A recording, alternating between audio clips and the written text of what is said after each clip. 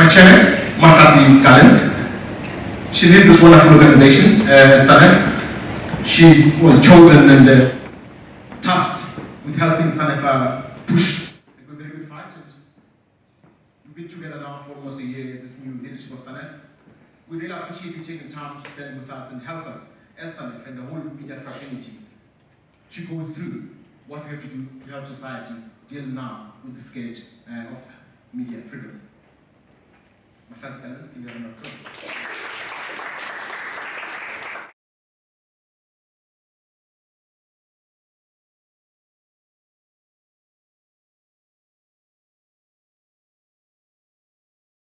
applause. We are really grateful. Esmaria, Bedaman, thank you very much. Without wasting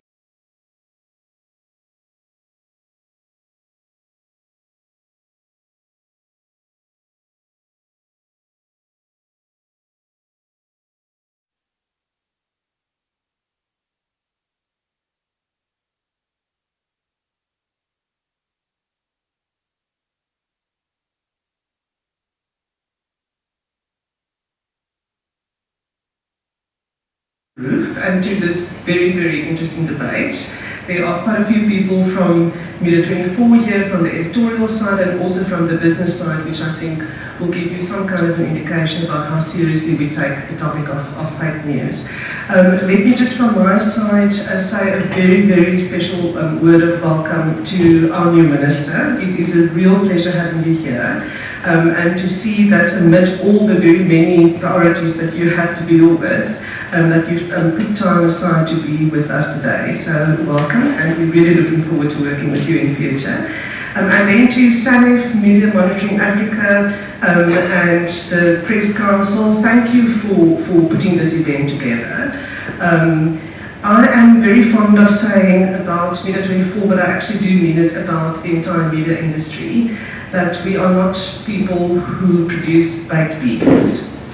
And by which I mean that to work in media in any capacity, you have to have an absolute passion for media, and therefore it goes beyond saying for the credibility of media and media freedom. We are an industry, Minister, you will be very well aware, that are faced with a whole lot of challenges on the financial side and on many, many other fronts. There are attacks being made on the freedom of the media, and now we have this relatively new, horrible thing in our midst. But much as we are faced with many, many challenges, this is the most interesting and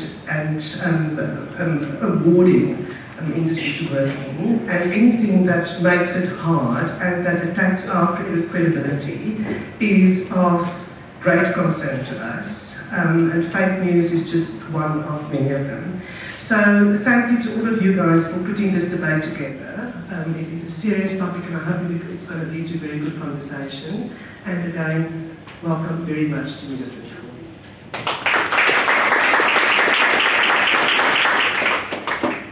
Thank you very much. Ladies and gentlemen, this is one of those events you're not supposed to switch your phone on.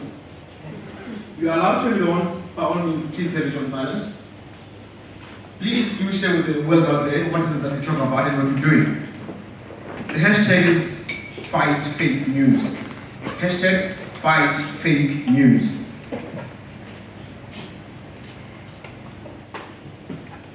As we go through, if the need does arise, that you need the bathroom, start at the back, through that glass door, and then clean them out once you exit. Thank you very much for that, and I'm not going to waste time any further. I'm now going to call upon the Minister to take us through government's views on fake news. Minister, thank you very much.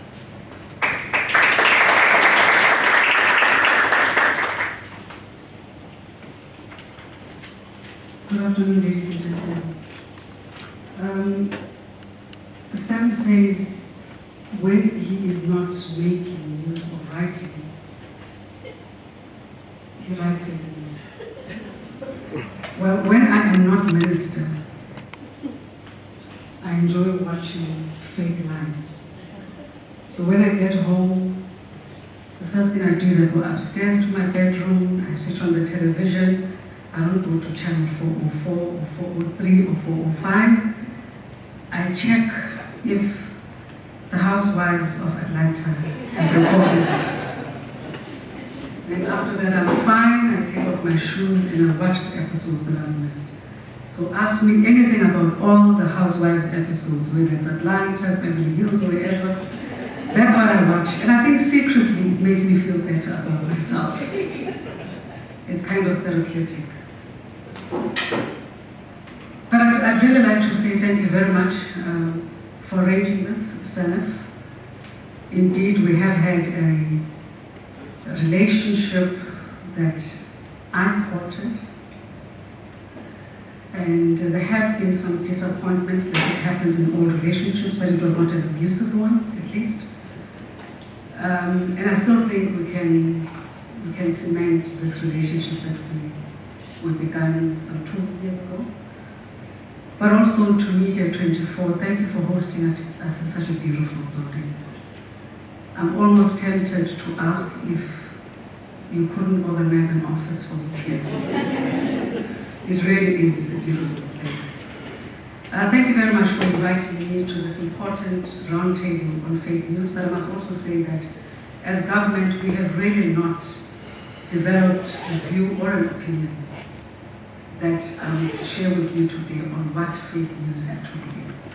I think it's a phenomenon that we all come across from time to time. It has become so much more prominent over the past few months that it is something that we're all grappling with. And some of us in this room may remember, at least Joe, will definitely remember how the Commission of Inquiry into Steve Biko's death was mishandled. Fueled by many untruths and peddling of lies by the then apartheid regime, perhaps even then, those were the roots of fake news. And at least today, we have a better account of what led to his death. Program Director, the recent proliferation of fake news has roused the ire and condemnation of fact-checkers and traditional news publishers across the globe. Many believe that fake news undermines our faith in the mainstream media and the very foundation of our democracy. I too share similar thoughts. Going through some of the literature review on the phenomenon, one is reminded of Michael Foucault, the parent of postmodernist thinking, who famously declared that truth depends on who controls discourse. In other words, that there is an important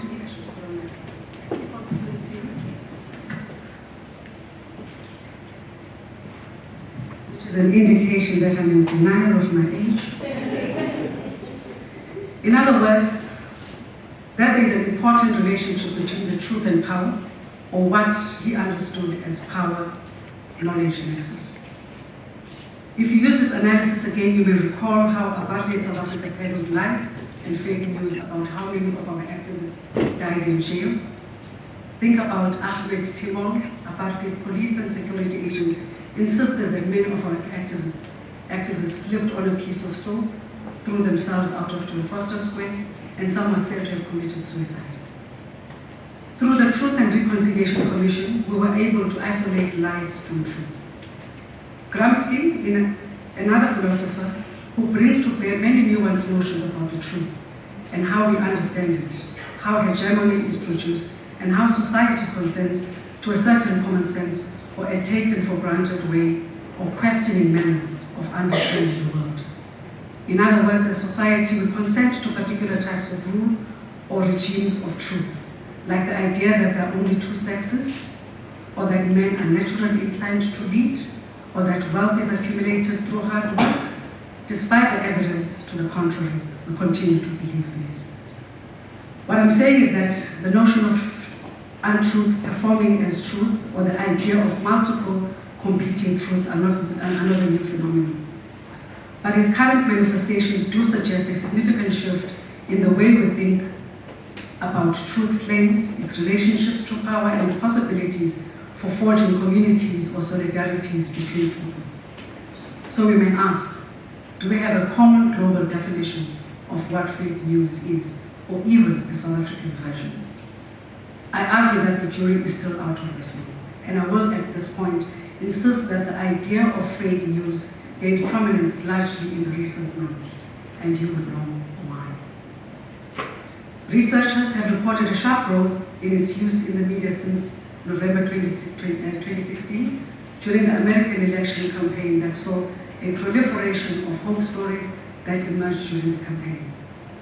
Thus, it became evident that fake election stories made up to reinforce the beliefs and prejudices of specifically Trump supporters, but others too, often outperform stories by trusted news sources, that is the Globe and the Mail.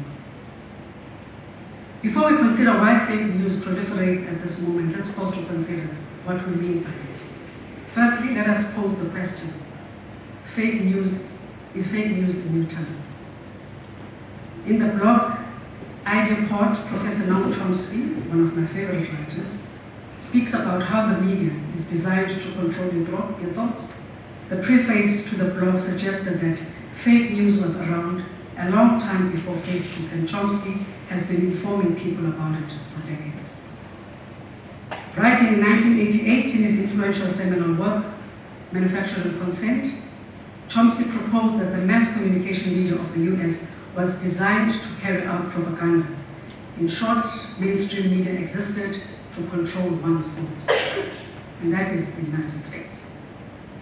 Many scholars note that the phenomenon of fake news gained popularity in the printed media in the 20th century and rose from the end of the First World War to peak in 1940, coinciding with the onset of the Second World War. Academic Kalev Letaru, writing in Forbes magazine, suggested that this reflected the rise of propaganda research and the impact that false information could have on societies at that time. For Ivan Annett, fake news refers to mostly deliberate disinformation campaigns. The motives for disinformation include 1, for profit, 2, for prime hackers, 3, for disinformation for political gain.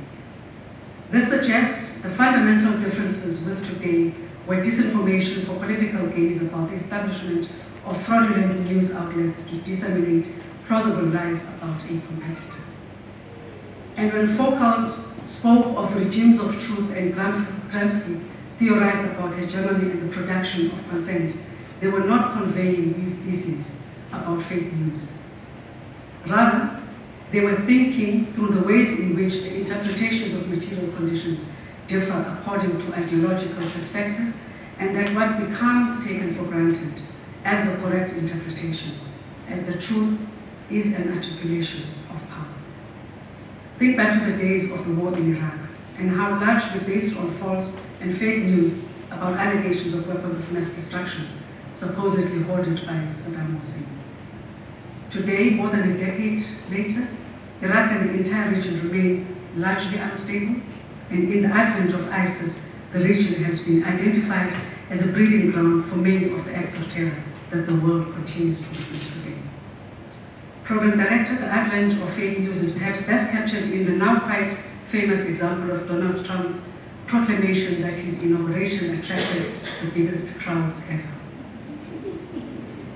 He made this claim even when the photo evidence of his inauguration against Obama's inauguration conveyed a contrary story. His supporters believed him because they believed that the media conspiracy against him and the right-wing perspectives generally will result in biased portrayals of them. In other words, conventional media have lost their standing as arbiters of objective truth, according to Trump supporters.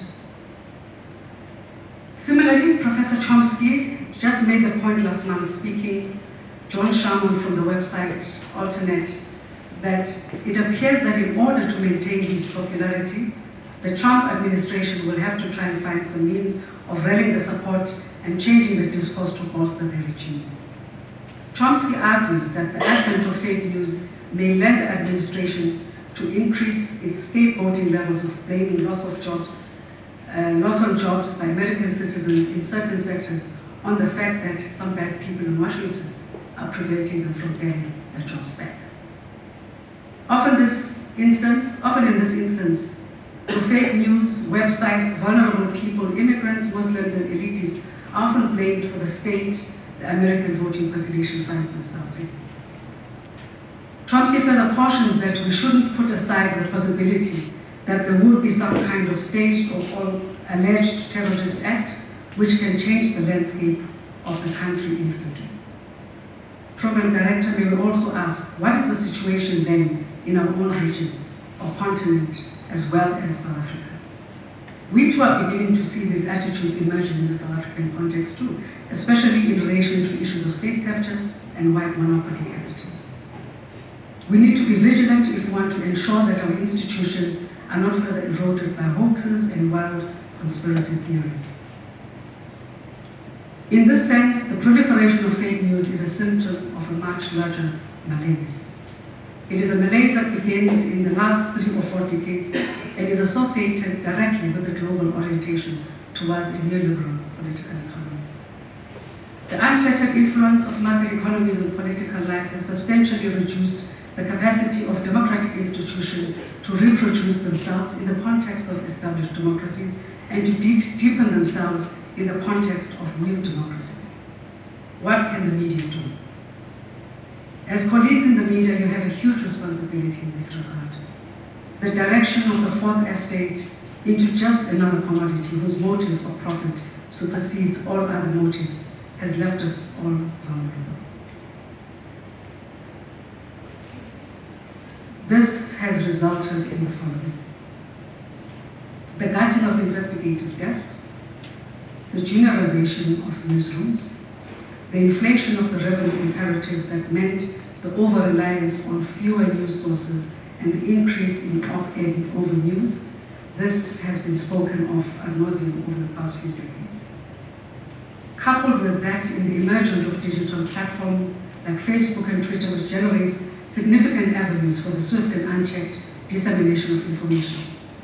One level, these platforms can reflect the zenith of a democratized public sphere, unmediated by status or market power. But on the other side, these platforms can represent precisely the dominance and predominance of neoliberal market. This refers to both the ownership of these platforms by the new global elite and also provides the opportunity for notable conspiracy theorists as well as invisible bots at the behest of sometimes nefarious agendas to reach significant audiences and peddle their junk. Similarly, it emerged in 2016 that over 100 political news sites were run by a group of teenagers in a provincial town in Macedonia, publishing highly partisan news stories, many false that were designed to garner clicks and Facebook reactions and monetize these through advertising. One young man claimed to have made $16,000 from the advertising of this site in August to November 2016. So mainstream media is in trouble. Your terrain and turf has been invaded. In order to combat fake news, there are a number of issues we should consider. Firstly, we must insist on what fake news is not. Is fake news news from satire sites? I think we had a conversation about this earlier on. If so, do such sites need to clearly label their stories as such? Having said this, we should acknowledge that not all satire sites are incubators of fake news. It is good to laugh, and God knows we all need laughter in our country. But sometimes laughter has a price, especially when it undermines our inherent dignity as enshrined in our Constitution and fueled through fake news. Program Director, we all sometimes get things wrong in our personal lives and in the media.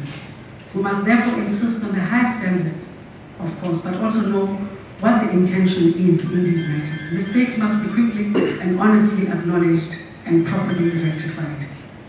And I will look to Dlodlo for that. The Guardian has written that fake news is becoming a phrase for anything that people disagree with, while the Spectator has called it a catch-all excuse for for the mainstream media to explain why voters in both the United States and the UK have been making choices antithetical to elite preferences. Is this our understanding too as South Africans? What should then be our considered response to the pervasiveness of fake news? Combating fake news is tough, considering that it is about much more than just the telling of lies, because fake news is able to metastatize.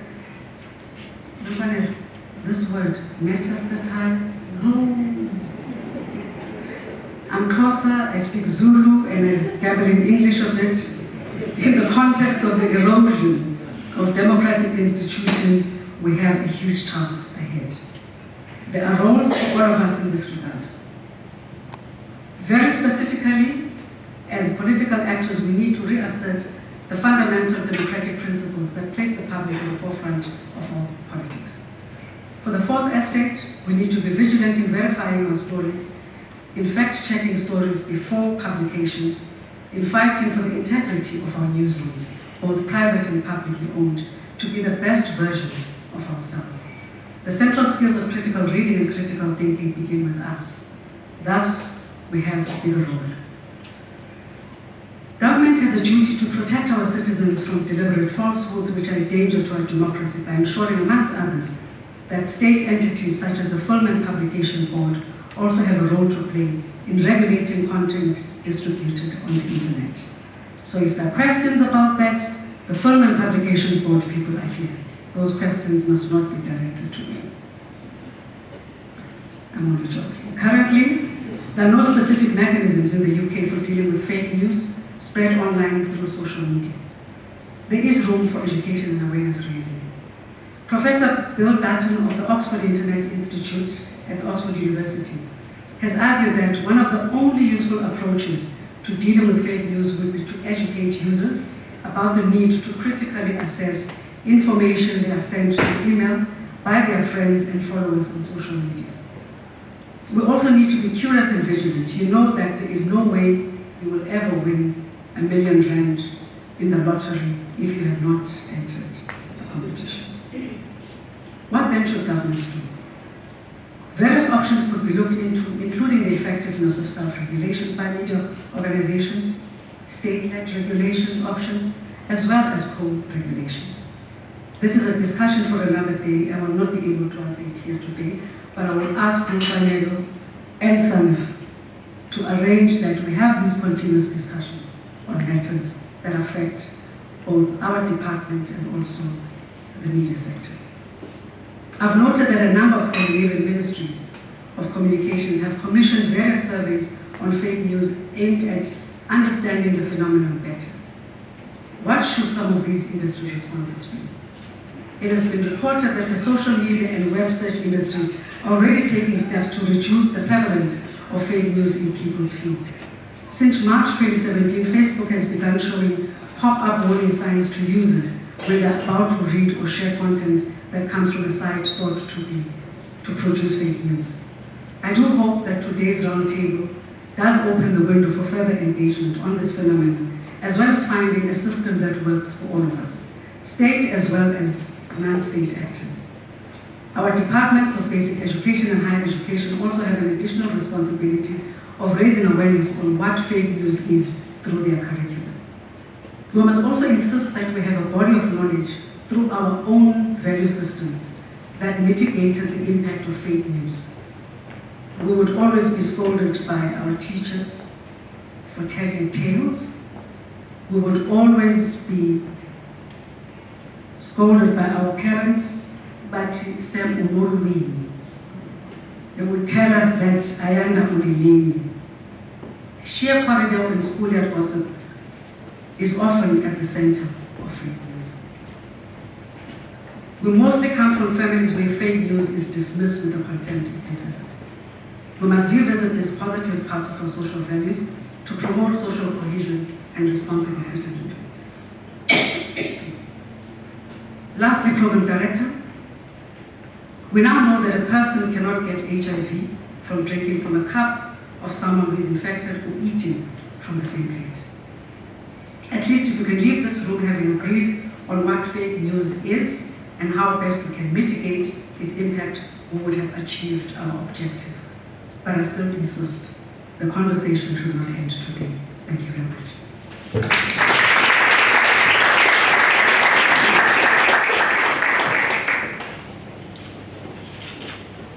Thank you very much, Minister, for that insightful speech. It's really wonderful that somebody else here loves Chomsky, as we in the media industry do. His material is very stable in terms of studying media studies and the role of the media in society. Thank you very much for reminding us of that. It's also beautiful to see that Sister Mfanelo had some input in your ideas and formulating them. I just wonder, how come fake news became a problem when she came back from America? What role she might have held in the rise of one gentleman, the orange gentleman? The minister has asked a few beautiful questions about what is it we deliver, whether or not we have a common definition. And Sanef, we thought we did. I'm surprised that somebody else thinks we do not. And it's also quite beautiful. It's a lovely challenge to actually ask ourselves if we really, really do understand what is it that we deliver. To trace it back politically, to say fake news is almost as old as politics itself. And in terms of our own history, the death of Steve Biko, in one of the signature moments in the fight against minority rule in this country, fake news was always there. It is not only a problem of the .com era. One of the fundamental mistakes in the conceptualization of fake news is to think that it's an online thing and the online thing only. Minister, thank you very much for that.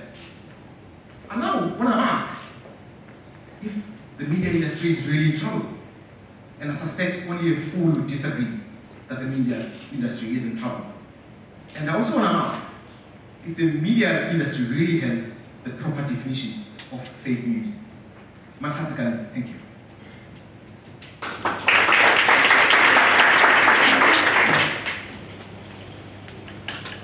Minister, thank you very much for gracing us with your presence and for starting us on such a powerful note. And for me, Sam, I'm beginning to think that as Sanef, we might have to redefine that definition of fake news. Whose truth is it? But at Sanef, we've been struggling with this for quite some time now. I think that was one of our first challenges as the new management committee of Sanef. And in our deliberations and our council meetings, this has been an issue that we have been dealing with for quite some time. We basically understood that fake news has spread across the world, and as a country, we have not been spared. We have seen the mushrooming of websites and social media accounts that masquerade as legitimate platforms of prominent media organizations. Many of these sites resemble the known and legitimate news outlets to confuse the public and basically to just lure them in. Other examples have surfaced under the term paid Twitter. It is a reference to dubious Twitter accounts that seem to have a coordinated focus to harass and undermine certain individuals and, of course, organizations. We saw brazen attacks on the social networks on several of our leading editors. They were, of course, accused of being captured by white monopoly capital, Sam, and labeled the fake news distributors. I'm sure we all remember the bizarre campaign against the Finance Minister, Pravin Gordhan, in January, where the fake news peddlers set up fake Twitter accounts of the editors and used their name to distribute false information. The peddlers of fake news are not only about increasing profit through the clickbait, but are doing it to influence public discourse for political gain. They want to confuse the public, or influence as they argue, while the audience is looking for credible news information to make informed choices in our fast-changing political terrain. Like we saw on Twitter and some online platforms, there is also a clear orchestrated agenda to ruin reputations, cause emotional pain, and ignite fear and even despondency. Last year, we had so many of these fake news proclaiming the death of high-profile South Africans. And I think what shocked us was how readily the audiences online were sharing this information and the rate it was actually being shared. Some of the fake news have not been about the politics. They've just been disasters. Last year at Sanef, we had to do so many of these interviews where we were talking about a story that claimed that people are injecting HIV-infected blood into bananas, warning people not to eat them. And we had to do, I can't even remember how many of those interviews we had to do to say that that is fake news. It was shocking to see how many people that I follow on Facebook had shared the story. One would think the basic knowledge of AIDS would help one dismiss the story as lies, but alas, people clicked to read the story and went on to share it, and their debate had even started about these bananas. We might not be at the same level of Europeans and Americans using social media to get their news, but we're seeing the numbers increase, and as the political terrain shifts, the problem we're predicting is likely to worsen. And Minister, that is why this conversation is very important for us. We are starting it on a good note, where together we can define what fake news is, and together we can be partners in actually fighting it. As you mentioned, Minister, we have to be alarmed of what we saw in America towards the elections.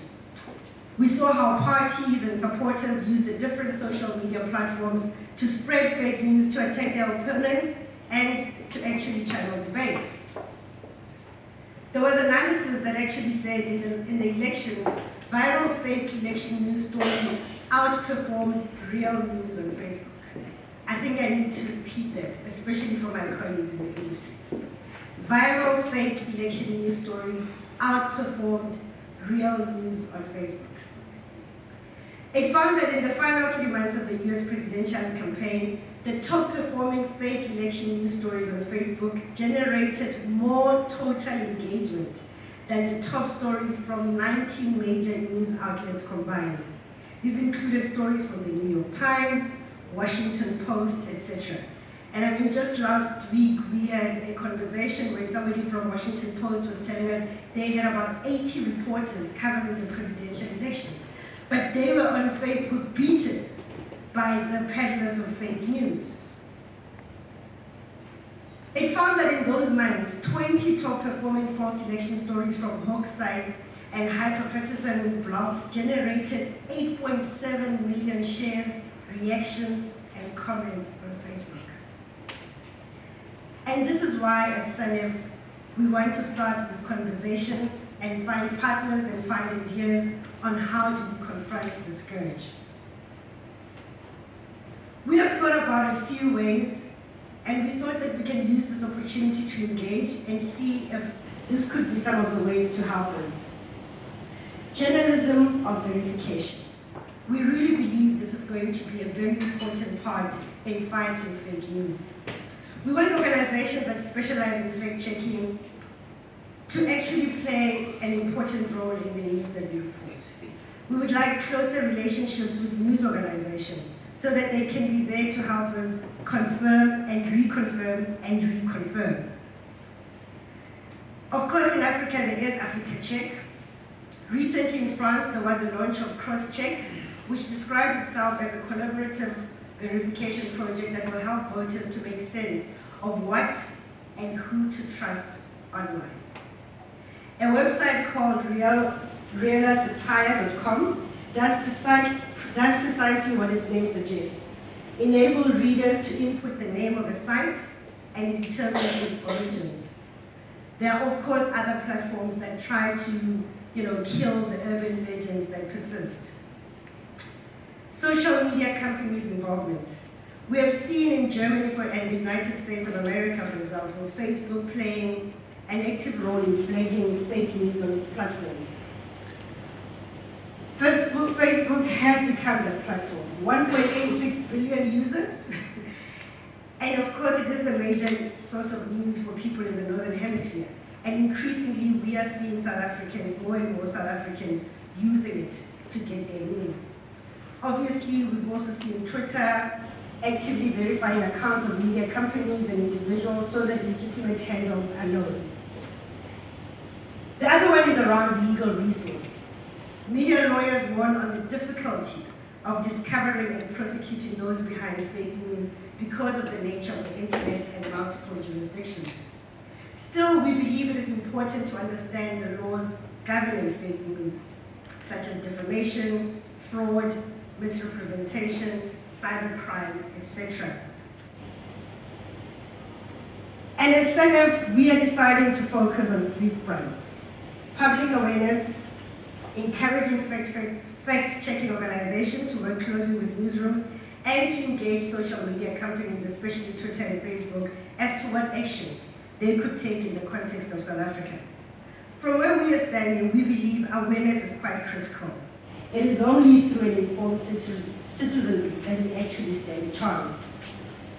What the last few months have exposed is that consumers of news do not double-check the sources of the news. They read, it reads like a news story, the website looks like a reputable news organization story, and they share that story. And that's why part of our campaign in the past few months has been to do many of these radio, especially radio interviews, to A, raise awareness because people were simply not aware, especially in community radio stations that we were engaging with. People were just not aware that there is such a phenomenon called fake news.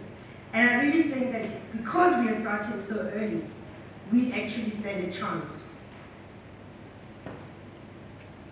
The other way to counter fake news is for us, the news organizations, to also be vigorous in our reporting.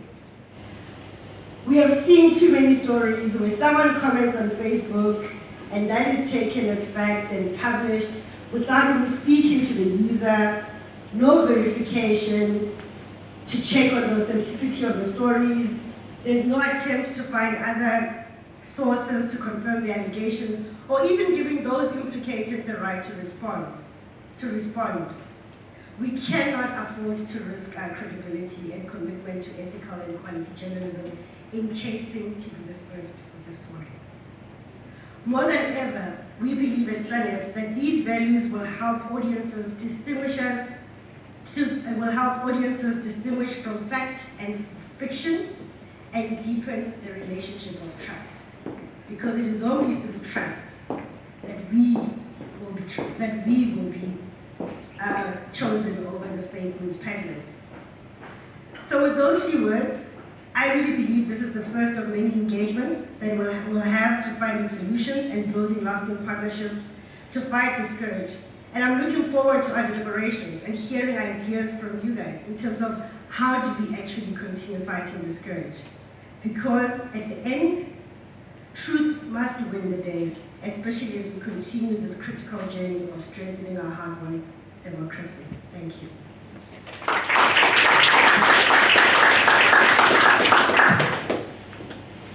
I'm glad that banana story wasn't true. I had a problem with that. Thank you very much, Mahati, for your input and for reminding us of what it is that Sanef is doing and Sanef needs to do, and most importantly, what society needs to do.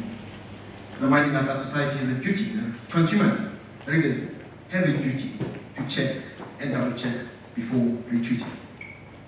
Let me share this with you. Desmond Tutu is dead.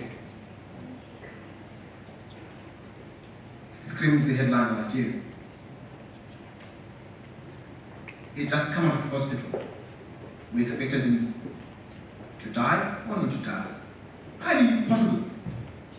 The headline comes out. What do you do as a journalist?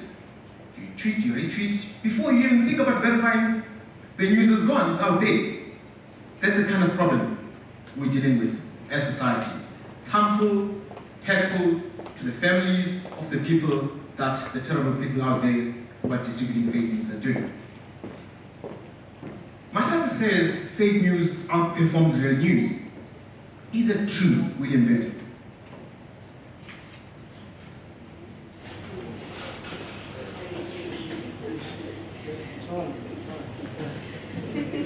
Fight against fake news, hashtag fight against fake news.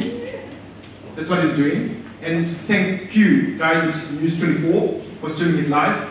News 24, John C. Order of the day. Good morning, Minister, Thank you very much for having us again at this venue. Look at that. Okay, I see. Others are far better speakers. I know not to lean on this because that could have been just slightly embarrassing. Slightly more embarrassing. Okay, so I think that's funny. So I represent Media Monitoring Africa. And generally what we do is we monitor and analyze media. We've been doing it since 1993, so we've got a good few years of experience in doing this. And the Minister is correct to say this isn't new. We've seen these sorts of things before, but what is new are some of the issues we've heard, that it's very easy to set up a site, it's very easy to hide your identity, it's very easy to steal content. And we're also living in quite bizarre times, which, I mean, aside from that orange-haired, small-handed figure in the States, we've got our own bizarre content in South Africa. Anyone who would have looked at the news over the last 2 days would struggle to know the difference between fake news and reality. Brian Molefe, he resigned, he didn't resign, he took early retirement, he didn't take early retirement, he's there, he's not there. My colleague informed me there was a joke going around on Twitter this morning that apparently next he's going to say he was taking maternity leave. Right? Never mind the section what it should be. And the thing is you can't make that stuff up, right? And yet, it's actual real news, which poses huge problems for all of us.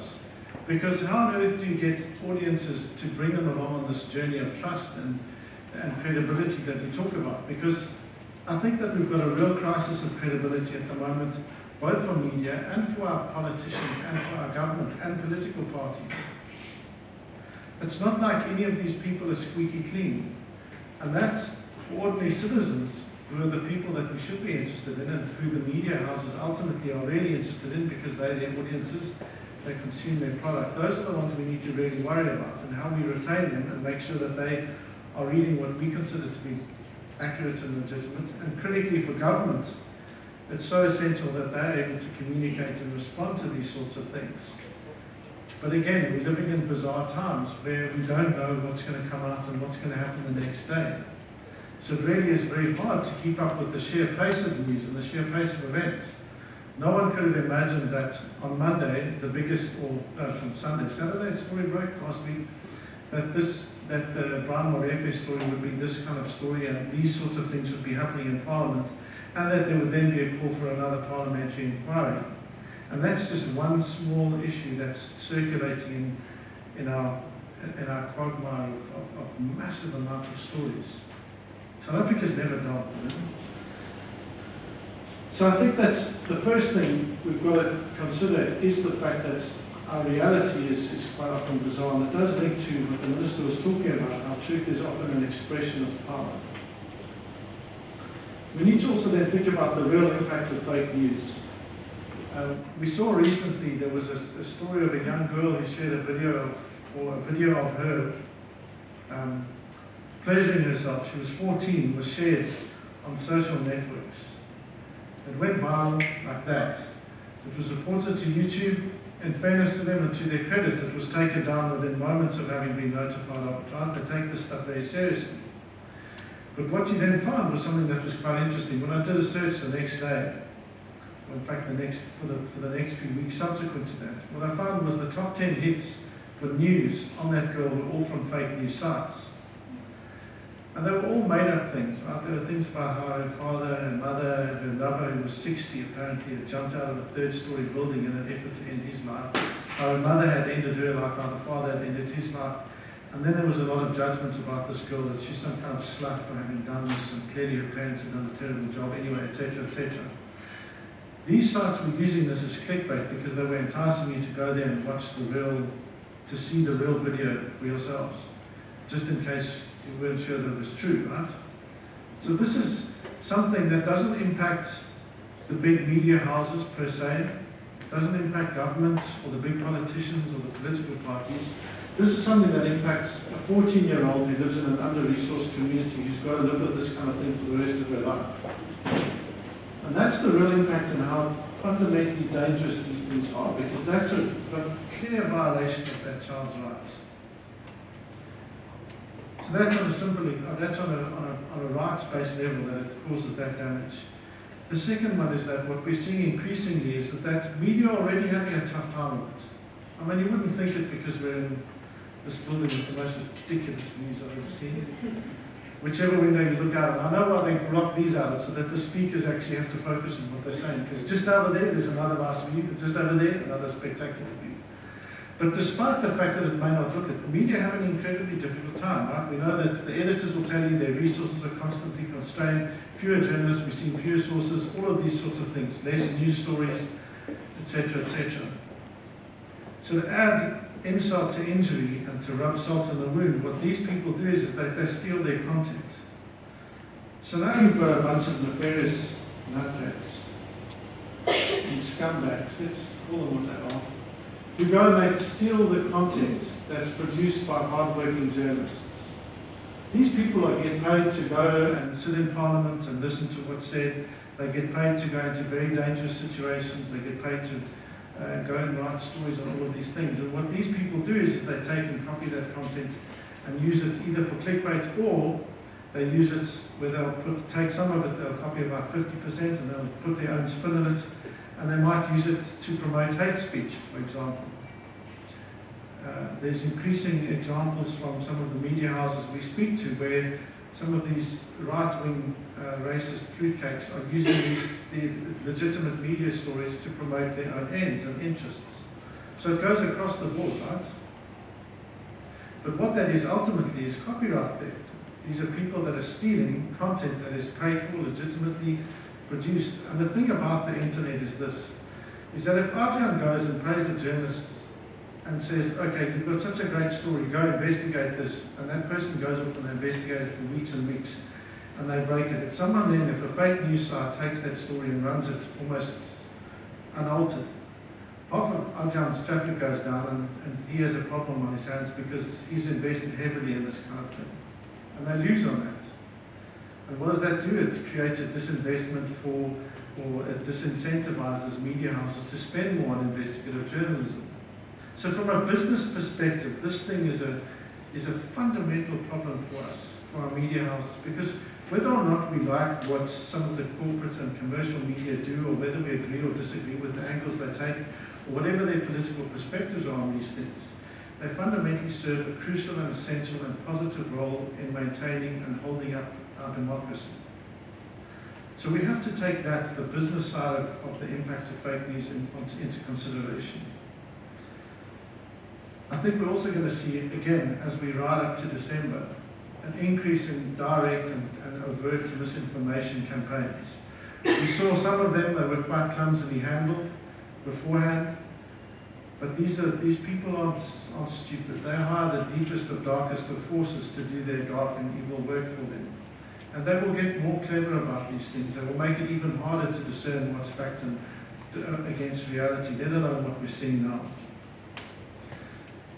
So with that said, I wanted to talk about what we're doing in terms of what the media are doing. I don't think that they're doing enough on one level. So here's the thing about it. It's like that old expression, if you want to see, if you want to know who the cobbler is, look at their shoes, right? So cobbler's shoes are always the ones that are worst. Similarly, media organizations are sometimes and frequently the worst at communication, which is ironic, right? So what they're not particularly good at doing is telling people about their particular brand. They've got excellent marketing people, but not about their particular URLs. So remember, banks have dealt with this nonsense of phishing scams, right? They put this stuff up. They've had to communicate. I think media organizations need to make sure that they're communicating who they are, what their legitimate sites are, what their real brands are, what sort of things they will do, what sort of things they won't do. We've seen some effort towards that, but it's got to be a sustained and ongoing effort. So any of us that listen to the radio, you'll know that at some point in whatever station you listen to, you'll hear them say, blah, blah, radio station subscribes to a code of conduct. If you have any sort of a problem, blah, blah, blah, blah, blah, you can write or email your complaint too. Right? We all know that. Almost all of us can recite it off by heart. We need the same sort of thing for what our media are doing, precisely because we all know who the media organizations are in the sector, but if you're not in the sector, you don't know that News 24 or 24 News may actually be very different entities. The one is legitimate, has a very lovely view in a building, and a whole lot of people working for it. And the other one is run by some fruitcake out of some backwater somewhere that we don't know about, right? How do you know which one is which? We know, but ordinary citizens may not know. So I think that there's a lot of work that can and needs to be done there.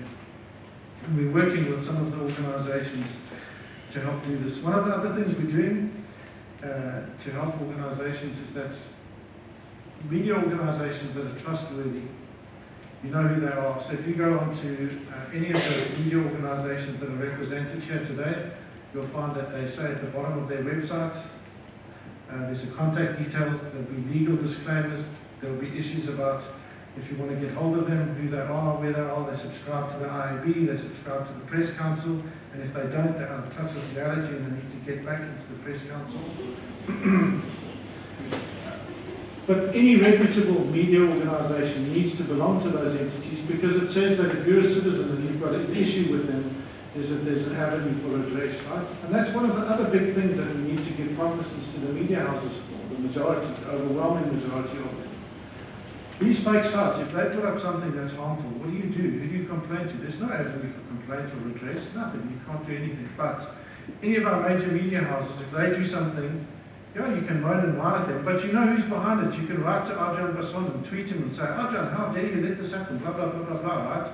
But he's there, he's a real person, he's there and he's accountable. And these things are fundamental for democratic practice, right? It's the same as government. So part of our initiative there is it's called Open and Disclose, would be about ensuring that we have a list and that media houses, some of them hopefully will agree to carry these things that say that this is who we are and you know if they are credible and if they are open, legitimate media houses. And if you don't see those things, then you know you shouldn't trust what's there. The other thing we're doing is we're working with young people, and this is a cool thing, right? Because we're working with media organizations, with telecoms operators, with government, Film Publications Board, and we're working with Google and Facebook to help young people behave more responsibly online. And part of that is about digital literacy. It's part of the thing that the Minister mentioned, it's part of the thing that Mahlatsi mentioned, about making sure that our young audiences are critical consumers. Because the other thing about our environment, which we haven't touched on sufficiently, is that it used to be easy for government to regulate this sort of thing. It's now generally, when government talks about regulating these things, usually something that should set off a lot of alarm bells. And quite rightly so, right? Because the power to regulate these things no longer lies in some giant force entity, which isn't to say that they've got no role to play, but it lies in the individual users.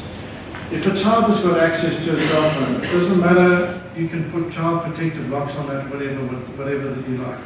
Ultimately, the power for that child to find things that they shouldn't be finding lies in that child. Unless you give the child the power to discern and determine what content they should or would like to consume, you're going to lose that battle hands down, because there's a geek somewhere in their school that they know. You can tell them how to get around every kind of protective mechanism you can think of, right? So this is about making sure that we ensure that digital literacy, and it's to its credit, the DOC has got a wonderful plan, it was a DTPS, I forget, but there should only be one minister. She's sitting behind me. For communications, and that digital literacy is essential components of their plan going forward. The other thing we've got is an API that will help you identify if it's a fake site or if it's a dodgy site or not. But I think that ultimately, if we look at fighting and making a meaningful difference to this battle of fake news, it's not something that we're going to win on our own. Whether we're a civil society organisation like MMA, or whether we are an academic institution, or whether we're a Sanef, we're only going to have the most slightest chance of winning any of these battles if the legitimate, credible bodies, like your Sanef, like your Press Council, government, civil society, etc., come together to see what we can do on these things together. And that's why this is such an important event. Thanks.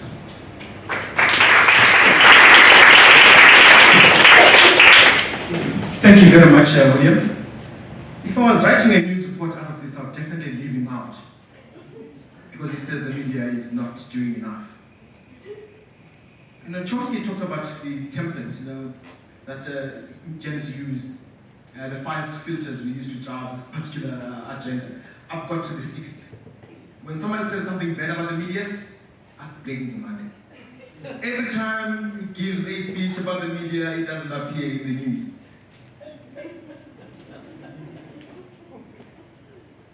Thank you very much, William, for that. He says, going to the ANC's conference in December, we're going to see more fake stories. If I told you that Batamile Dlamini is running to succeed Jacob Zuma, would you believe me? You should, because the story is run, and it is fake. These are the kind of things that we're dealing with. Talking about the ANC's succession, we're now about to listen to somebody who became a press ombudsman at the height of the so-called Bulugwane battle. Highly experienced, he's dealt with these cases where journalists make mistakes, where members of the public make mistakes and go and complain to him, but he's out there fighting a good fight. Dlodlo.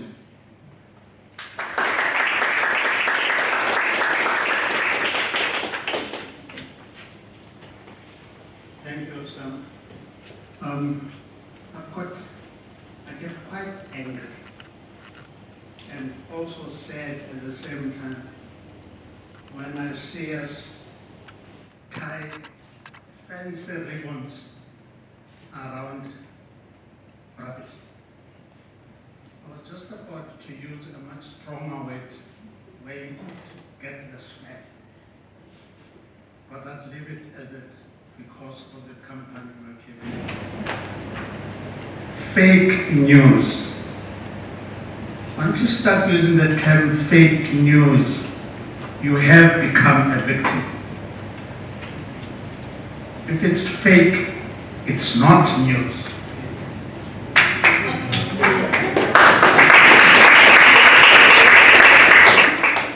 There's another very interesting expression that's being used around the post-truth age. I get angry, I get sad. What happens after truth? Getting to a terrain of lies, of manipulation, propaganda, and that's the fancy ribbon we are tying around lies. Now, I'm not going to spoil the academic stuff that the minister gave us, the very practical suggestions that came from Mahlatsi and William. But let me tell you a little bit about the Press Council. We are an institution that's grown in democracy, and it is part of our democracy. We are the beneficiaries of the founding fathers of our nation, the people who wrote our Constitution. And part of our problem at this point is that they succeeded much more than they anticipated.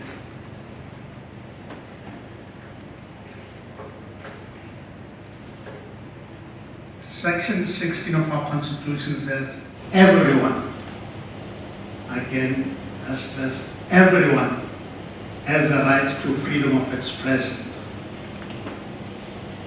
And it is that success that's coming back to bite us, that we have democratized communications. Any person with a cell phone becomes his own reporter, his own sub-editor, his own, by the way, this is not meant to be sexist, his or her. Own distributor of the information they have. So much more than they imagined in 1996 when they wrote the Constitution. They didn't realize that a time will come when everyone has this access it is no longer the domain of the media to enforce, unfortunately. Everyone has access.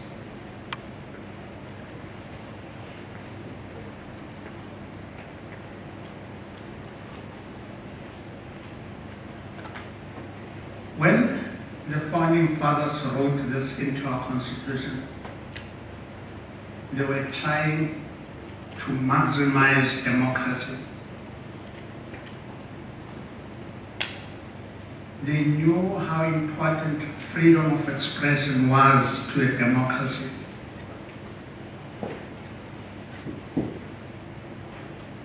The citizens should be free to express themselves, either through the ballot or through the debates that happen in society all the time. And it is up to good government to listen to its citizens. We've succeeded in terms of what our forefathers had in mind. But we were not aware that there were people who were going to take advantage of this success.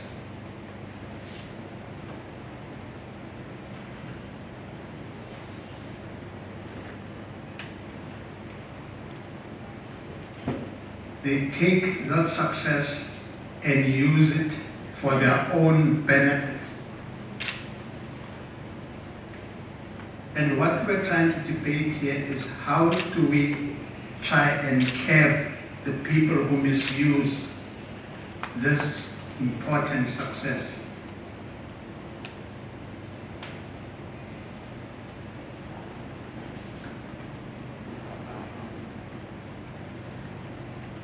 Now, if you look at the Code of Ethics and Conduct for South African print and online media, just the preamble is important. And it starts with a very startling statement. The media exists to serve society. It's startling because there is no obligation on any person who starts a publication to serve society. But the people who subscribe to this code have said, we are going to serve society.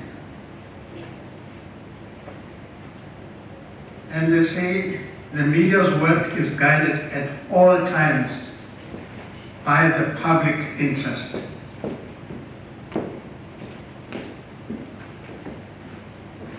And the people who signed on for this code make a pledge. As journalists, we commit ourselves to the highest standards to maintain credibility. I think that's a weight that's been coming through all the talks we've had. To maintain credibility and keep the trust of the public. And this means always striving for truth, avoiding unnecessary harm, reflecting a multiplicity of voices in our coverage of events, showing a special concern for children and other vulnerable groups, exhibiting sensitivity to the cultural customs of our readers and the subjects of our reportage, and acting independently. Minister, I'm not sure, you mentioned that truth is, let me quote you correctly. Truth is an articulation of power. But for me, if any publication lives up to the requirements of this code, they are getting as near to truth as possible.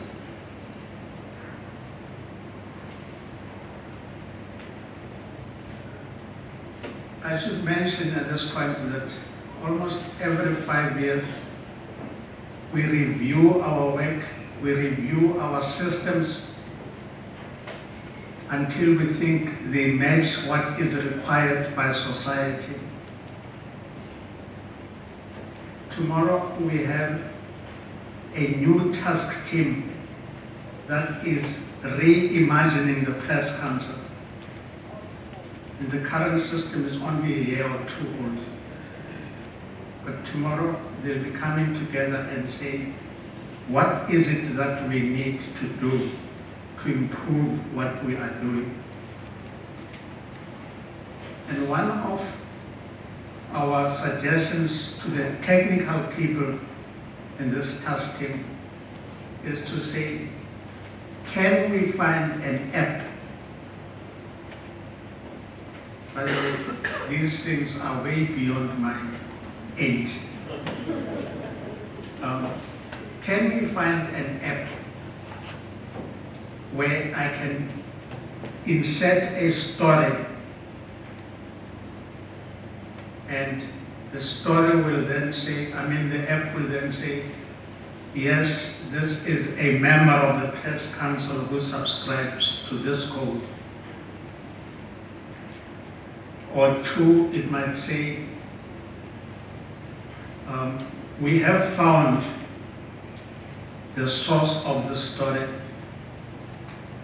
That's the yellow light.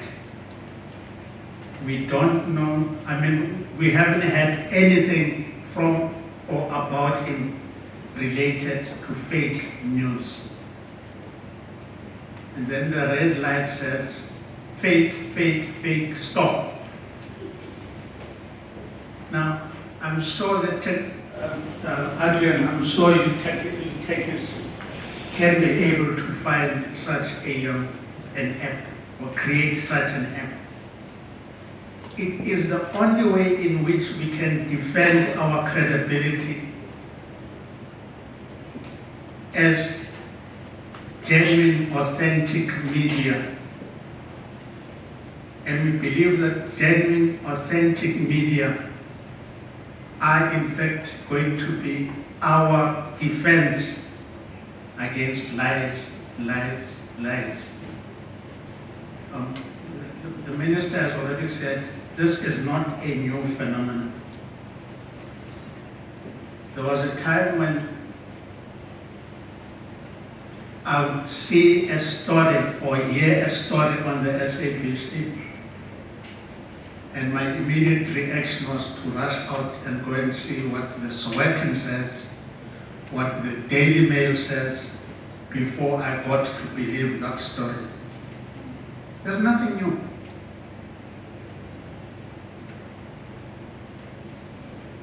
There was a time when the horror of apartheid was wrapped in nice ribbons. It is equal but separate development. Nothing new. And in the same way as we beat apartheid because of our moral stance, genuine, authentic publications that believe in these values should be able to triumph in the end of this mad, this mad world that we live in. Thank you.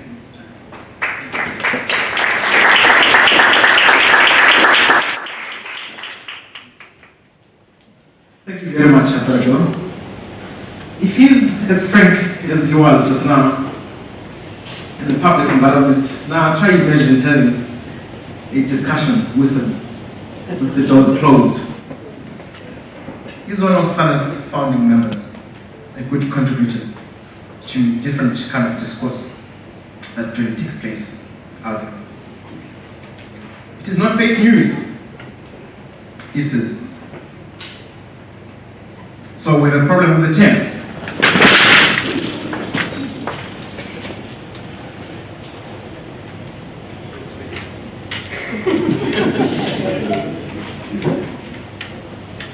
Now, thank you very much to our panelists.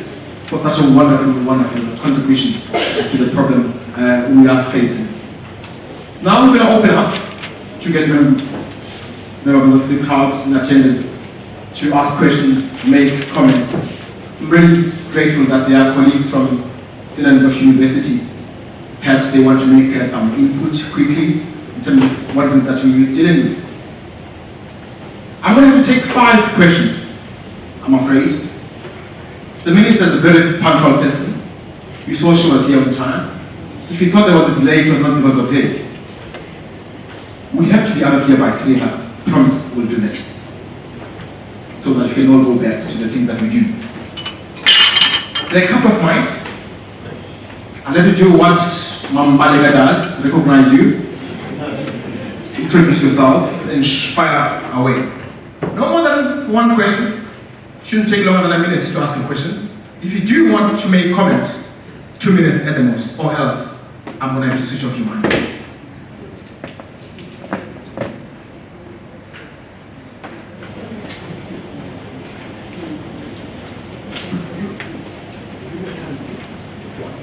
Very well. Hello? Very well, 24. Roger, it's that whole question of the press council. I think this is the correct thing, and I'd like to ask you, whether you think it's a good idea to continue every single publication, whether it's online or whatever, should carry the imprimatur. This is cleared by the press council, you can complain to the press council. But shouldn't that also be carried on to blogs, let other outfits such as Daily Maverick, whatever, apply? And if they step out of line, the council should be able to deal with it. In much the same way as kosher and halal food. That doesn't stop pork sausages being produced by an halal butchery, but then you take it away and you publicise the fact of why this is taken away. I wonder if you would just comment on that. I'll let him respond so that there's time to quickly ask the question. It's so fresh for job. Terry, your question was very apt. The Daily Maverick is a member of the Press Council.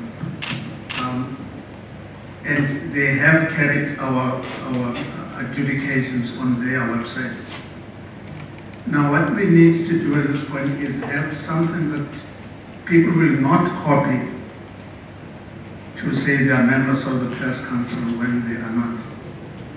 That's going to be one of the difficulties that I will throw at the technical people. Okay, my name is Aidan. I'm a journalism student at studies. We often discuss a lot of what's going on here in our JP digital classes. I think Mr. William Bird brought up the idea of digital literacy. And I just wanted to ask the panel at large, because you're all stakeholders from different aspects of South Africa's media, what do you think the challenges are facing media literacy, especially in South African schools? Like, how can we increase media literacy within schools? Because I think a big part of the challenge is that people don't see the difference between the work of a journalist and someone just posting something on Facebook, and I think that will only come from education.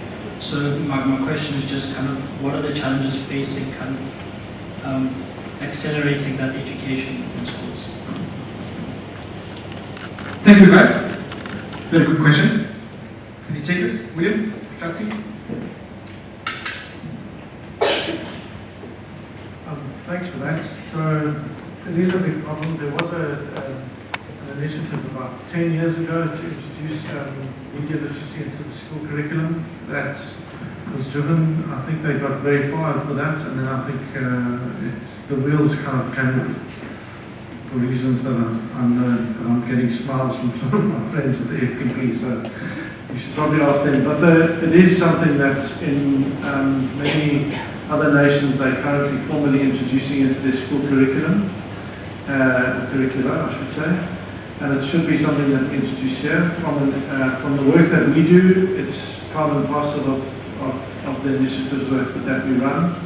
We're hoping to get some of our other media houses to help support that stuff, because what we find is that if we introduce young people to critical media literacy skills, it also introduces them and entices them into the importance of understanding news, And if they see the value of that, they keep on reading, and if they see that, they become active citizens. So I think the big challenge is that our government, I'm sure our minister can answer this, it's not like they don't have their own problems to deal with. So I suspect it isn't quite yet hit the agenda of critical ideas that we absolutely must do. But the simple truth is this, is that if we don't start doing that stuff now, we're going to see more and more negative impact of the absence of digital literacy, because the people that are coming online now, unless we empower them to self-regulate, they're going to be the ones who experience the worst sides of the internet.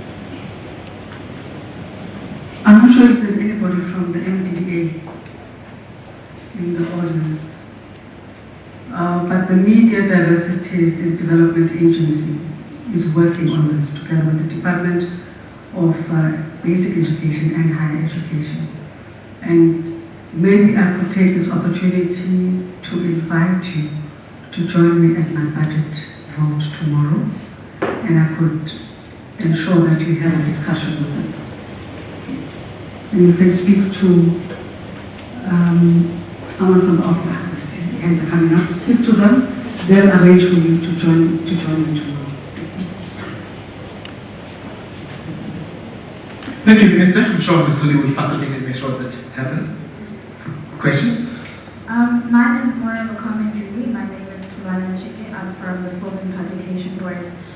One thing that we have realized is there has to be greater coordination in legislation, simply because whilst the FPB does not regulate entities that subscribe to the Press Council, the question then becomes, how do we then deal with those entities that don't fall within the jurisdiction of the Press Council?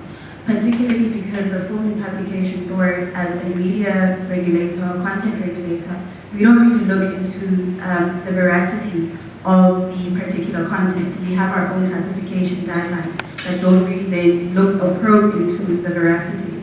So then we have a very we have the possibility where you might find that whilst we can give a particular classification rating to that particular content, it doesn't quite address the fake news aspect of it. And I think that calls for greater coordination so that as legislations and policies are being developed, such as your hate crimes bill, your cyber crimes bill, that have an element of content to it, these are developed with cognizance of what are the implications when it comes to the fake news aspect, because that may still continue to be a loophole as we currently have with our legislation as far as entities that do not subscribe to the press code are concerned.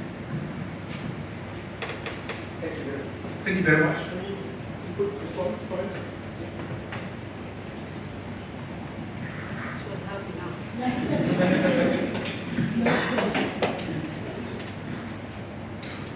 Any other question, comment? Thank you very much. My question is to Minister Dlodlo. Minister, thank you for coming today and congratulations on your new position. Just two questions. You made some comments about the issue of truth, and I think Roger referred to one of them during his presentation. We've got a bunch of journalism students here today, so I'd like you to maybe just advise them, if you were in their shoes, if they come upon a piece of information, how to determine whether it's true or not. And you refer to the person who runs or controls the discourse being responsible for truth. And secondly, Minister, we currently have a system of co-self-regulation in South Africa to protect people against the media and misreporting and fake news in that regard. Do you believe the system of co-self-regulation is working, and do you support that system? Thank you. Thank you, Adrian.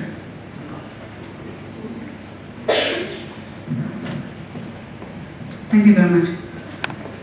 You know, the issue of truth, there are so many truths that we come across in our daily lives. And determining how truthful the truth is one of the most difficult things to do. But I think Brajo spoke, I think it was my slides or Brajo, spoke about talking to people before you publish stories, for instance, about them. And I have been a victim of the Sunday World. A story is published, you call the editor, he doesn't want to listen to you, and he says, talk to the press ombudsman. And I think the public has to have recourse outside the ombudsman. That members of the public should be able to call the editor and say, this is not true. First and foremost, you didn't call me, you didn't speak to me on the matter.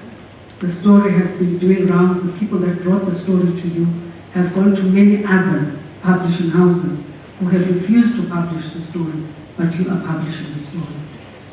And I just want us to also encourage our editors that when things are raised with them, deal with them at that point and avoid a situation where it has to go to the press ombudsman. Checking veracity is very important in all of the stories that are published. But sometimes the truth becomes evasive. And writing the manner in which you write the story also becomes very important. Because as much as we might talk about Section 16 of the Constitution, there's Section 36 of the Constitution. There's the Bill of Rights as well, that deals with the limitations to the Bill of Rights. There's issues around human dignity. And in whatever it is that we write and say, we must make sure that we do not infringe upon the rights of others as we write our stories. On regulation, I'm just new in this work. I haven't even looked at whether it works or not, to be honest with you. And I think it's one of those issues that Mahlatsi, Sam, and Nomvamelo need for us to come back when I'm a little more informed about these issues, and I have formulated my own view on whether or not it works. We can then have a conversation around that. But I'd also like us to have a conversation that is bigger than this audience, that will include academia as well, as include members of the public, and especially those who have fallen prey to fake news, those who have fallen prey to unfair reporting, and those who say they have fallen prey to unfair reporting when they are actually the reason why there is such reporting about them. Because it's very easy for us to say the media is targeting me when I'm actually behaving in such a manner that I become a topical point for news. Thanks. Thank you very much, Lisa.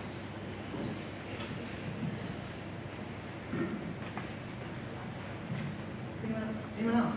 Okay, I just want to make one observation that I think really struck me today is what William was saying about media being our worst communicators. I mean, it seems quite an easy thing to be able to do is put on your website, or all our websites saying, these are fake sites, we the credible ones, these are fake sites, so that the public awareness can grow. And I mean, I think that would be a very good just tip about, like, just to, we kind of almost so scared of the idea of fake news, we're not actually putting it out there and saying these are fake and be more bold about it. So I think that's a really useful tip to take home and actually put, because it can be easily done all over the show. Thanks. I'm a member of the public, my name is Sanef. I want to make a point on that the minister touched on human dignity. I mean, this petitioner by Bashir Bali, where he said that President should state reasons why there was a cabinet reshuffle. But now the way I see it, I mean, a cabinet member is basically somebody that was appointed by the president, and there is a performance appraisal between the two. Now, to a performance appraisal in public, surely that can't be right. I mean, but that person also has that right to human dignity. The person that performed poorly, should the public really know about it? That's my point. Interesting question, the public's right to know. It's different to fake news. Anyone willing to take the question? Very bold minister.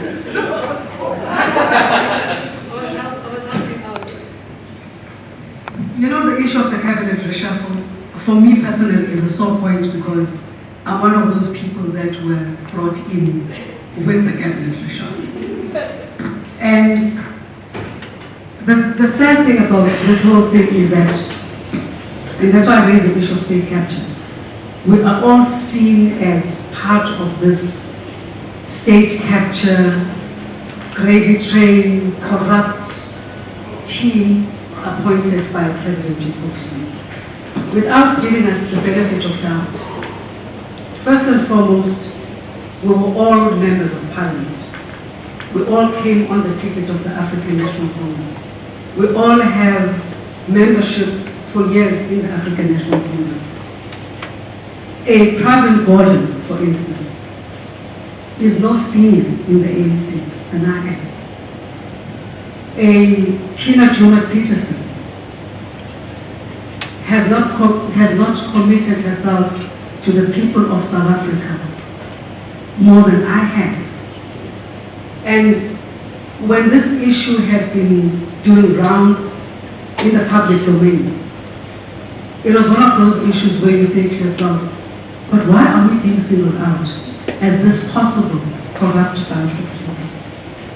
Because when all of these other ministers came into the fold, they never went to school to learn how to be a minister, to learn how to have integrity, to learn how to keep your credibility intact. I come from the same school. I come from the ANC school. I come from the school of Ukoto Wesizo. But over and above that, I come from a home that instilled good values in me. And those good values speak to serving you. If you're put in a position, do your work. The same value system that the very ANC that has put me where I am today has taught me over years. So none of those people who have been brought in or the people who have been removed as ministers are less than the others. And I think the peddling of the story that we are a corrupt group of people as opposed to those that are now sitting in the backbenches of parliament. Who are those backbenches meant for? If they're not meant for all of us MPs of the African National Congress. We all sign our performance agreements with the president, except for the deputy ministers. But the deputy ministers, we depend on them to assist us in carrying out our function. And so do we also expect that the public will help us to carry out our function. That's why we have Izindizu. That's why we will have sessions like this to talk to people. So maybe this is an opportunity, since you asked that question, to say to the people of South Africa, have faith in us. Let us be us who disappoint you and take us to task on that. But don't place a value judgment on us when you don't even know us. The reason why President Zuma could have appointed me is because he has confidence in me, or because the African National Congress that made me an MP has confidence in me. Am I supposed to sit in the backbenches forever? Am I not the same as other ministers that are in cabinet? And I think this is something that we have also raised as the new lot of ministers, even within the ANC, to say who is more ANC and who has more credibility than others in the African National Congress. I certainly feel I have credibility. I certainly feel I have earned my stripes. And I certainly feel those that have been appointed now have also earned their stripes. And that value judgment that is placed on us is so unfair, because we go in there knowing that our first port of call in terms of the work that we do and who we are answerable to are the people of South Africa. I've had that in my mind since I was 17. I have it today, and I'm 30-something. And when I'm 54, I will still be serving the people of South Africa. So I don't understand this thing of those that are better than others because a certain portion of the population has confidence and trust and faith in them. Let them test us as well. Because when those came in, you did not know them. Thanks, Dr. Minister. I'm going to take the last two questions now. I promise the last two. Thank you, Prime Director, Minister. Good afternoon. Colleagues, I'm not from the media, so you'll perhaps forgive me for the naive question. Also, to place a disclaimer right up front. This is not intended to cast any moral aspersions anywhere.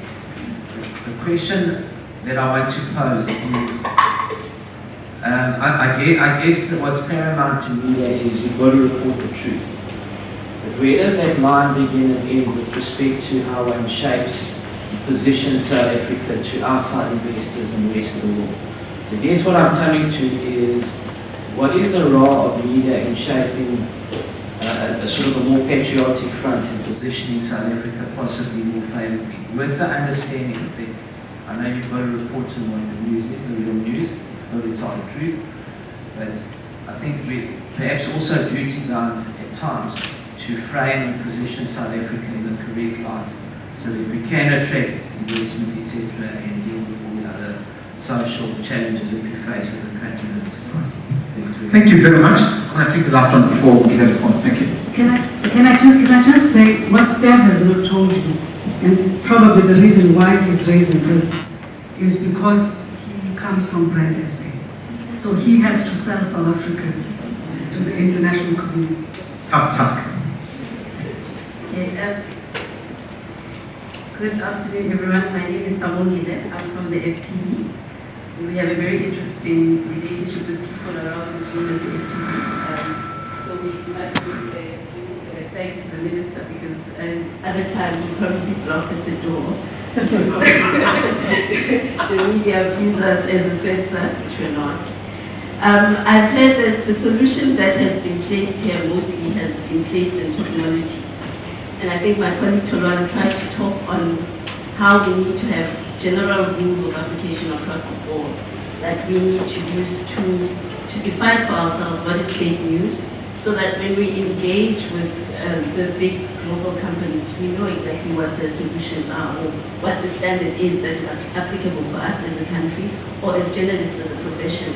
And I would urge you to look at what is in place currently for child protection organizations that are dealing with child protection in the media. Because when we are talking about child sexual abuse material, as FPP, when we go and talk to Facebook, when we go and talk to any institution, it's very clear exactly what it is that we're talking about. And when we're talking about harmful content on our side as the Film and Publication Board, we have clearly defined what is harmful content when it comes to sexual content, when it comes to violent content, or any other type of content that we deal with. But now when it comes to what you call fake news, you then have to define for yourselves, and I suppose the press code does lead in terms of how you define it for yourself. But I think we need to somehow find each other as the different sectors, as the different self-regulatory and state-regulatory institutions, and come up with a coherent position. So when we go to these institutions, as a country, it's very clear what we're talking about for ourselves as South Africans. Thank you very much. Any quick responses to that? Okay, before I talk to the one on patriotism, I wanted to talk to what you were just mentioning now, and it's very much linked to digital literacy. I think, and that's why I think that we can't just rely on technology. We have to educate the South African public, because the videos of young girls in very compromising positions, I am part of inflicting pain on that young girl when I share it on my Facebook page or on Twitter. And I think there is no empathy in this country. Very easily you open your phone, WhatsApp group, and there are pictures like that of young girls. And we have to be the ones that take a stance and say, you cannot share this with me, and by you sharing it, you are complicit in the crime of actually denigrating those young people and women. And the issue of patriotism, I guess, Minister, there's always, today has been about the definition of, what is the definition of the different things. And you said something that was very important and hardly heard from ministers, which is a lot of the times politicians or any other role newsmakers put themselves in the news by their own actions. And a lot of the times it is very easy to blame the media for reporting on the actions of those individuals. And I really truly believe that what we do as the media, which is reporting in the public interest, is part of our contribution to building and strengthening South Africa. I don't think that people can do wrong and then expect the media to hide it because we need foreign direct investment. I really think that is unfair. I think when we talk about patriotism, perhaps it's time that we shift it to the people that are in power in this country. What are they doing to reflect and to show that this is a country that is determined, that is focused, that will adhere to governance and all of those other things that make it attractive for investors to come to this country, instead of blaming the media for doing their work. Yes, Minister, there are places where we can improve, and we've talked about there has to be increased engagement, especially when major decisions are taken within government that will dominate the news space. But I think that the most important thing is to shift or to stop blaming the media for the things that are going wrong in this country when we are actually, as they say, the mirrors of society. Thank you.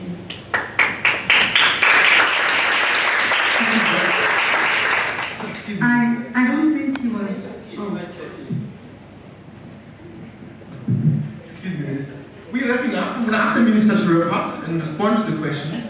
Then the panelists will give us 30 seconds of their closing remarks, telling us where to now. Thank you very much, Minister. Please. My sincere apologies. I don't think Sanef was saying he's blaming the media for that. It was actually a call to partner with the media. And that's why I had to step in and say he is from Brand South Africa and understand it from that perspective. Again, I think when we were sitting downstairs with you and Sam, I did raise the issue of, for instance, the ratings agencies. And I hope tomorrow I'm not in the headlines saying I'm bashing the ratings agencies. But you just have to follow what happened in the United States during the election campaign. The pronouncements made by Donald Trump, some of the pronouncements made by Hillary Clinton, and the pronouncements made by Bernie Sanders, because I followed him a lot. No surprises for that. But at the same time, you could see from pronouncements made during the election campaign by Donald Trump that it is a complete shift in policy direction. Once he goes in, certain things will change. NAFTA, all the trade agreements were in jeopardy, the Mexican wall and stuff like that. So there was going to be a complete shift, even in international relations. But they were not on board. South Africa brings in an ANC minister to replace another ANC minister. It becomes a huge issue, even for the ratings agencies, fearing that there will be fiscal policy changes in South Africa. And this is what I've said even about the encryption thing, that I'm appointed as an ANC minister. My responsibility is to implement the policies that put the ANC in office. That's why I spoke about the encryption issue, that I'm guided by the policies of the ANC. So when you say to the ratings agencies, policy is not going to change, policy will not shift, and they insist that with Malusi, policy will shift. The same standards that apply to South Africa do not apply to the rest of the world. And this is the help that I was talking about.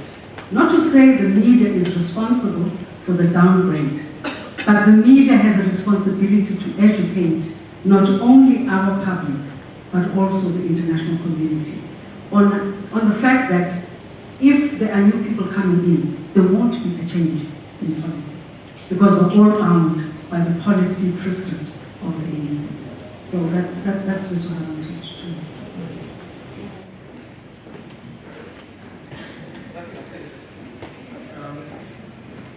I'm not a radio man, I don't know what you say. But I think this has been an excellent beginning for us. I think it's the beginning of a conversation. And it is only when people are in conversation that we do see success. And I hope, because of the spread of people who are in here, we'll be able to pick up the pieces and get there again and find a solution to life. Yeah.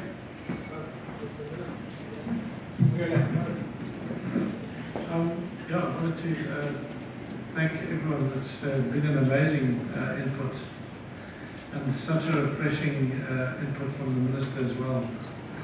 I'm feeling really optimistic and hopeful about the fact that we can make some real headway in combating this. I think there's a lot of very clever people in South Africa that are working on this. We've got a pile of fantastically clever lawyers and a pile of fantastically clever technical people. With a little bit more will and a bit of publicity, I think we'll start to fight back some of these bad people. Yeah, one of the things that we have learned at Sanef in the past year is that we will not win if we are not taking South Africans with us on this journey. Because at the end of the day, this is about building and strengthening our democracy. We cannot allow people that want to use lies, as Virgil has told us, to actually misinform. Freedom of expression comes with responsibilities, but part of that responsibility is striving for the truth. And when people are deliberately blending the truth and misinforming, we have to speak up. And I don't think there's a contradiction in that at all. So thank you very, very much for coming through, and I really do believe, Minister, that this is the beginning of a good relationship. Thank you.